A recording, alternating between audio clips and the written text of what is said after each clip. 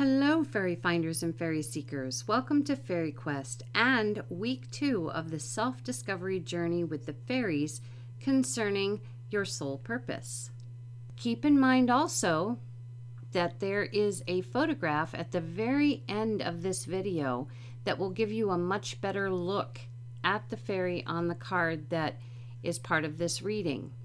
And anything that you would like to know about the Wee Folk Toracles deck that I am using, you can find in the description box below. We are going to hop right in here and see which fairy has a message for us for this week. I'm hoping that you had success with your soul purpose and your heart song from last week. And we'll see what they have to share with us for this week. Okay, we're going to cut the deck, bring forward, and we have this card. Hopefully you're able to see the card, but as we did last week in the way that these cards are read, I am going to give you impressions of this card first and foremost, and I'll try and bring it up here and hopefully you can see that a little closer.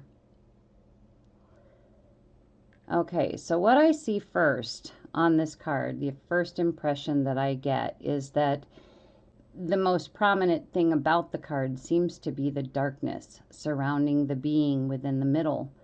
And that darkness kind of gives me the idea that there's still a lack of clarity of vision. Can't really see into the darkness from the location where he is at. And it would be difficult for you to see, but there is a black dot on his forehead where the third eye would be. So again, that clarity isn't just clouded as it was with Thimble. It's very, very dark. We also see that this is a human-like being on this card, and he is sitting on something. We can see his bent leg here, and his body, and his head. And he seems to be kind of in a spotlight almost within that dark. The sun was shining on the leaf, and it just kind of illuminated him specifically in this dark area here. He also has his elbow bent and his hand up to the side of his head as he's looking what appears to be to the left. Now I have a little bit of an advantage here because since I took the photograph, I know what this picture actually looks like, the entire photograph with this boy in it. There is, in the original picture, a silhouette of an adult right here. Now to you it may look just like the darkness of the card, but there is the silhouette.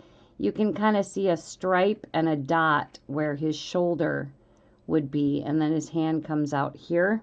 Much more clear in the actual photograph. And that teen, and I'm going to call him a teen because he looks like a teen. He's not a child. He actually looks like a teen. He seems to be looking at that dark figure.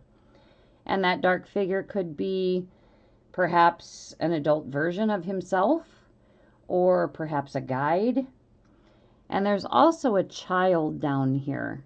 Kind of, you can see the full face, but kind of tucked behind whatever this teen is riding and looking out at us, directly at us. So on this card, we have a child, a teen, and an adult, all on one card. The child seems to be looking, well, as I said, the child is looking straight at us, but it's also in the position, if you were to look at, this third of the card as the future, this the now in the middle, and over here would be the past. So this child is actually in the future position.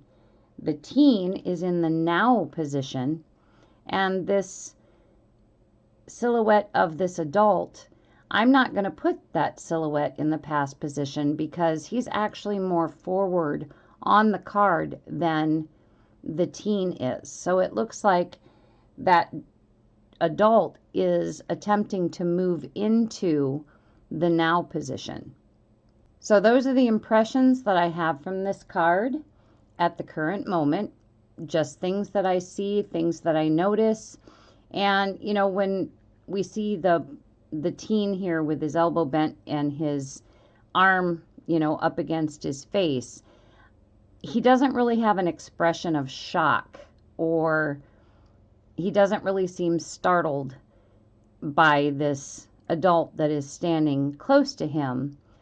So I'm not really sure what that's about yet. So we'll find out when we read the back of this card and marry it all together.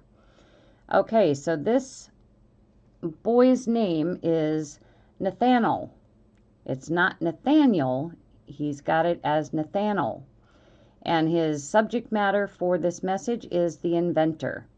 He says, every person has the need to invent. The mind is a constant whirlwind of ideas and plans to build something amazing. These inventions may not always work as hoped, but it is not the invention that is important. It is the act of inventing. If you doubt your ability to invent, consider that you invent yourself on a daily basis, experimenting with new ideas, new styles, new behaviors, and so on. If life feels stagnant, you need to find the inventor within you and give that inventor free rein. These fairies have amazing messages. They really do. And for a teen, again, just like Thimble in the last reading, the first week's reading, very profound information. Now, what I get from, I always want to say Nathanal, invent is just another word for create. And we are beings of creation. We really, really need to create. That is just who we are. And we're actually happiest when we're creating. Perhaps it's because of our uniqueness as individuals. We have so many different ideas, and all of our experiences over our lifetime have brought so much creation to the table. Whether, it's somebody who writes a book about something, or creates a movie, or creates a game, there's always a creative need. Perhaps art, perhaps music. We are a creative type being, and that creation needs to come out in some way or another. When we were children, as this child on the card in the future position, when we're children, the world's a stage. We are constantly inventing, creating, playing, having fun. There's really nothing more to think about than creating, having fun, and enjoying life, being in awe and wonder of everything we see and do. Everything is exciting. When we hit our teens, as this being on the card is, when we hit our teens, suddenly everything is confusing. And, we're striving to find ourselves, and we don't want to listen to adults. And this is where I think his elbow bent and his hand up against his head, he's actually covering his ear as this adult here is perhaps speaking to him. Obviously, in that confusion, in that needing to find self, is no clarity of vision, thus the darkness all around and the darkness on the forehead. There's just no clarity of vision at that point in time, and the joy and the awe has been replaced by the pressures of peers and pressures of school and pressures of whatever it is that you're attempting to learn, and whose expectations that you might be or might have been trying to fill. And I feel like the spotlight on him, and because the adult is so dark, is that I think many of us are still living in that teen world. We still have a lot of expectation upon us. We haven't had time really to explore and figure out who we are, who we really are. And, that adult shadow wants to come into the light, but there's so much going on all the time.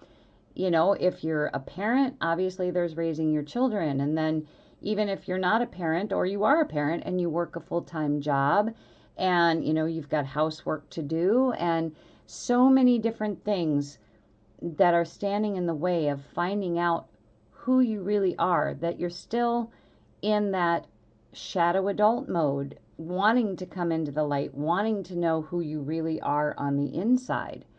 And as you can see, you know, the child down here might be hiding a little bit, because obviously this teen does not want to recognize that child anymore. I'm not a child anymore. I'm almost an adult. I'm sure you've heard yourself as a teen say something like that, or even if you have children that are teens. But this little one down here is still illuminated along with this teen, still illuminated. And I think, again, this is kind of a validation for week number 1 with Thimble, that we need to get back to the childhood aspect. So I think the task this week is actually an extension of last week. You should continue to place your hand on your heart, drum the rhythm, and consider childhood.